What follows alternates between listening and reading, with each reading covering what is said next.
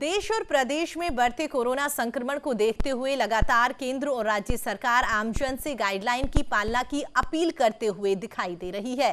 वहीं पर राजस्थान में किस तरह की माकूल व्यवस्थाएं हैं, उसी पर विधायक रफीक खान से खास बातचीत की संवाददाता मुबारक खान ने।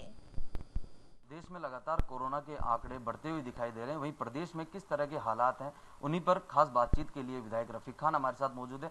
उनसे हम बात करेंगे किस तरह के हालात हैं और प्रदेश की जो सरकार है वो क्या कुछ व्यवस्थाएं इस संक्रमण को देखते हुए लगातार कर रही है। सर, क्या किस तरह के हालात हैं एक तो प्रदेश के अंदर, और कल वहीं राष्ट्र के नाम पीएम मोदी का संबोधन भी रहा, उसे किस तरह देखते हैं आप? देखिए, ऐसा है कि कोरोना में देश में हालात बहुत गंभीर हैं और इसको पार्टी पॉलिटिक्स से और तमाम तरह के जातिवाद से, संप्रदाय से अलग हट करके देश हित में सोचने की बात है, इलेक्शन पॉलिटिक्स से।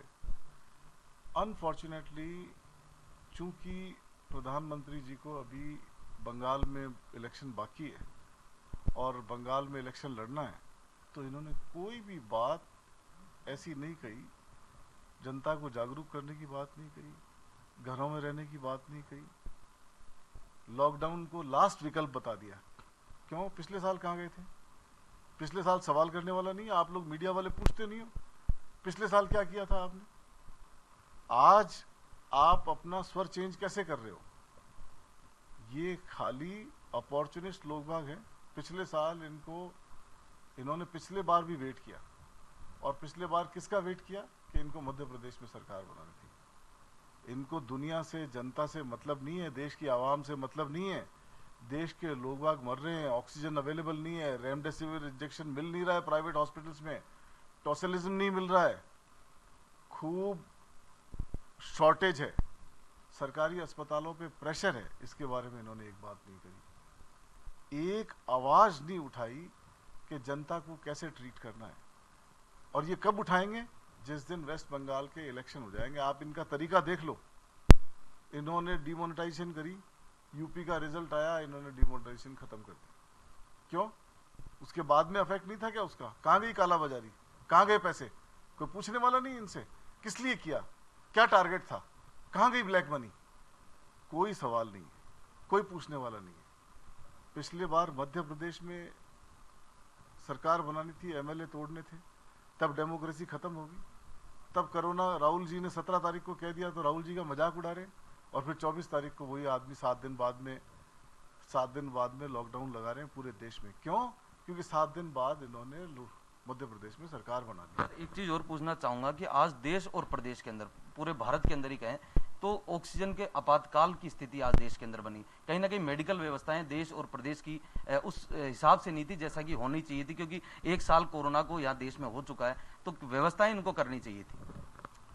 कांग्रेस पार्टी ने मजबूत इंफ्रास्ट्रक्चर दिया, जिसकी वजह से ऑक्सीजन, दवाइयाँ हम सब मैनेज कर पाए।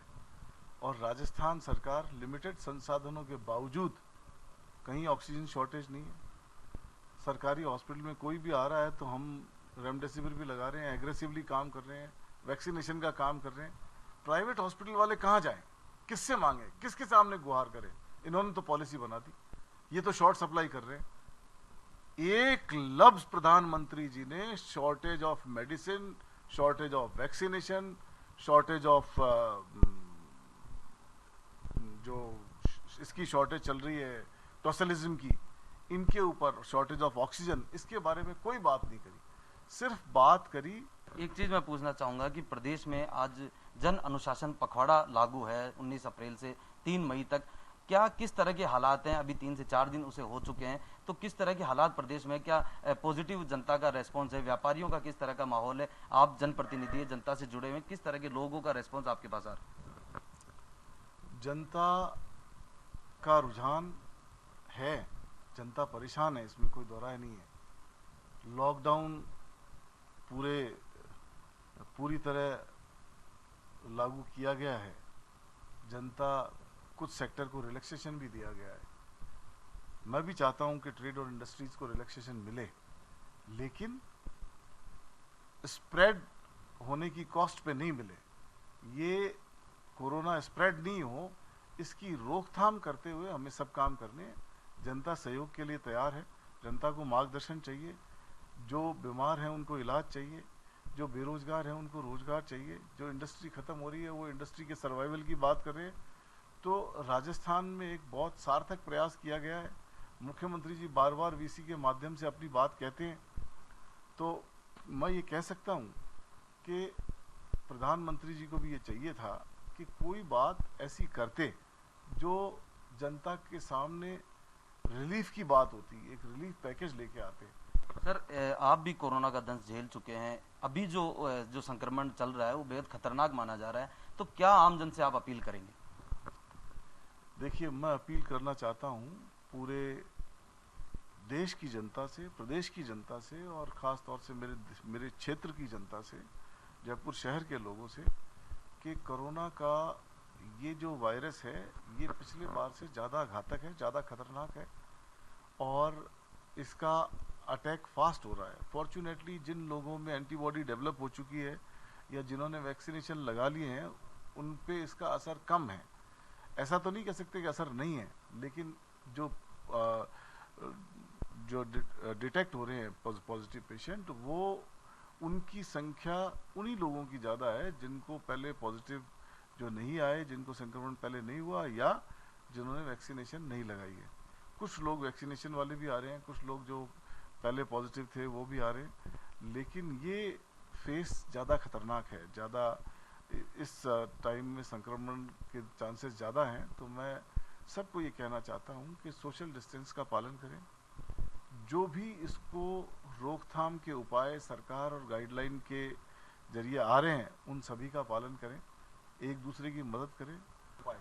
तो ये थे विधायक रफीक खान, जिन्होंने साफ तौर पर कहा, पहला तो इन्होंने कहा कि जिस तरह मोदी ने, प्रधानमंत्री नरेंद्र मोदी ने जिस तरह कल संबोधन में अपने आम जन को संबोधित किया उसमें केवल और केवल भाषणबाजी बताई, और दूसरी ओर जो मेडिकल और पैरामेडिकल के जो कर्मचारी हैं उनको बधाई देते हुए कहा कि उनका जो काम है बेहद सराहनीय है, और आम जन से खासतौर पर अपील की अपने घरों में रहें, सुरक्षित रहें और कोरोना गाइडलाइन का पूरी तरीके से पालना करें। कैमरामैन सुरेश गोयल के साथ मुबारिक खान, न्यूज इंडिया, जयपुर।